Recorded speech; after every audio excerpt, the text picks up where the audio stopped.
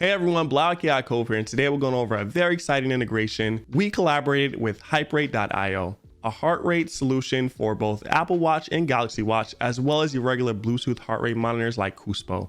And you can connect all of these to Lumia Stream to have your lights flash at the same rate as your heart in no time. Let's get started.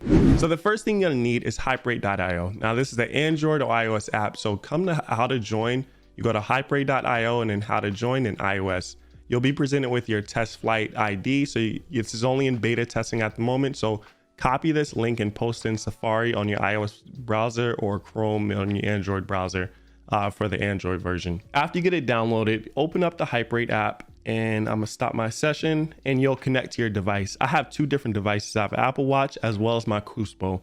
I'm gonna select my Apple Watch at the moment.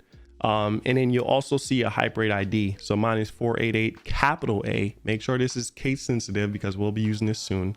I'm going to start my session and now you just see my heart rate start monitoring.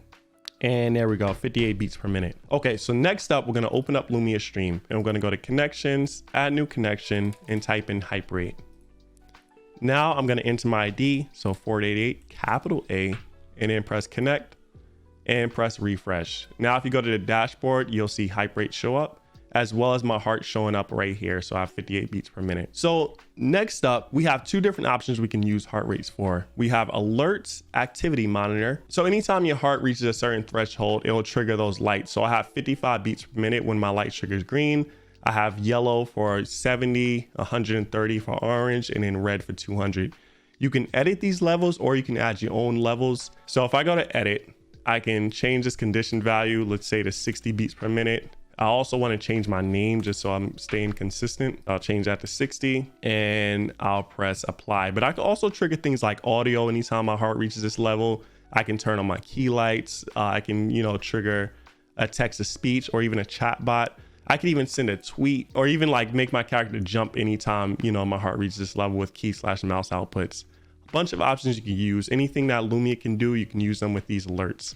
So I'm going to press apply and then refresh. And now if my heart gets above 60 and 62, there we go. So now my lights flash green for a second and now they're going to start flashing again. This is because I have a default state as Bpm Sync, which we're about to get into. Now, the next option, as I just mentioned, is Bpm Sync.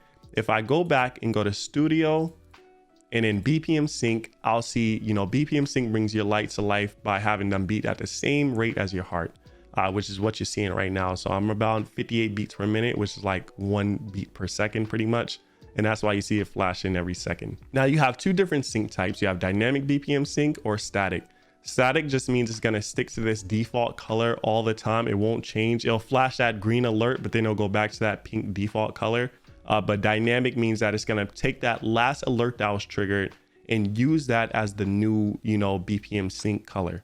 You also have an option to trigger alerts when your heart rate is dropping. So right now, when heart rate goes up, it triggers the green alert, or if it goes up above that, I think I have it set to 70, it'll go to yellow. But then when it drops back from yellow, it's going to go back to green for Bpm Sync, but it won't trigger that alert again.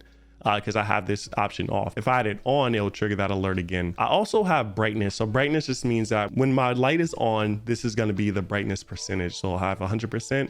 And when it's off, I have it at 10%. That's why you see it kind of still on, but not completely off.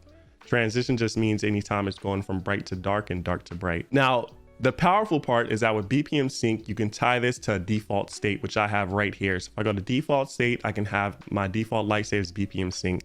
Now, if you have a really high heart rate, this may get kind of annoying because lights are going to be beating really quick. So maybe you want it as like an idle state where anytime someone isn't, sending any alerts or chat commands, it'll trigger that Bpm Sync. But more importantly, you can also have it as a chat command, Twitch point, as well as a Twitch extension, as well as an alert. So anytime you get a follow, you can have Bpm Sync trigger. But I'm going to create a chat command and I'm going to go to type. And I'm going to use Bpm Sync. Now I can have my duration say for 10 seconds where it only triggers that Bpm Sync for 10 seconds. And then it goes back to my default state. So this is, it'll keep it less annoying inside of your chat if you have a really high heart rate. And then one last thing is that you can also set that as your permanent default. So if I wanted to, allow chat to change my permanent default, then I can do that under dynamic options, permanent default. Now that's pretty much it. Combine BPM Sync with your heart rate alerts on the activity monitor, add more levels, trigger different audio, change your OBS setup, send tweets, send, your clip to Discord anytime your heart rate reaches a certain level. Bunch of ideas and options you can do here. This is our most powerful heart rate integration, so we definitely recommend it. Also free. Make sure you comment down your ideas that you have for heart rate and send us clips, because we will be showing them on our social media. Make sure you like, comment, and subscribe, and have a luminous day.